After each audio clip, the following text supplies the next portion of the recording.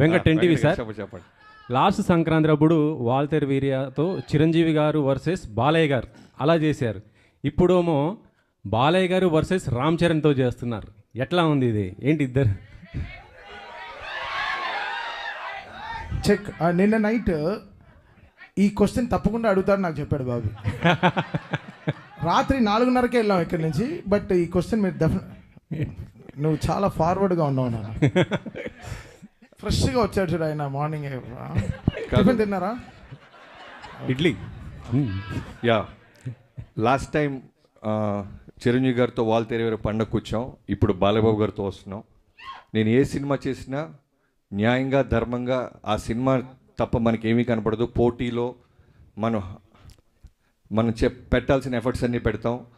తర్వాత ఈ సినిమాకి సంబంధించిన ప్రతి పాజిటివ్, ప్రతి సక్సెస్లోనూ ప్రోగ్రెషన్లోనూ చిరంజీవి గారు అన్నీ నేను షేర్ చేసుకుంటూ ఉంటాను చిరంజీవి గారికి.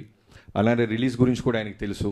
ఆయన కూడా మోస్ట్ వెల్కమ్ బాబీ అని ఆయన ఎంకరేజ్ చేసేవాళ్ళు. సీనియర్ యాక్టర్స్ గురించి మీకు తెలియదు ఏం లేదు.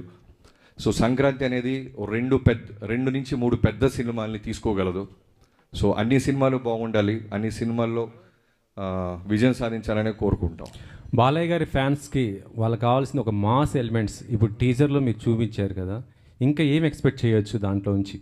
అదే మీకు చెప్పా కదా, ఇది just glimpse, only title glimpse. Trailer, songs, full cinema వచ్చేసరికి మీకు అర్థమైపోద్ది. Just glimpse.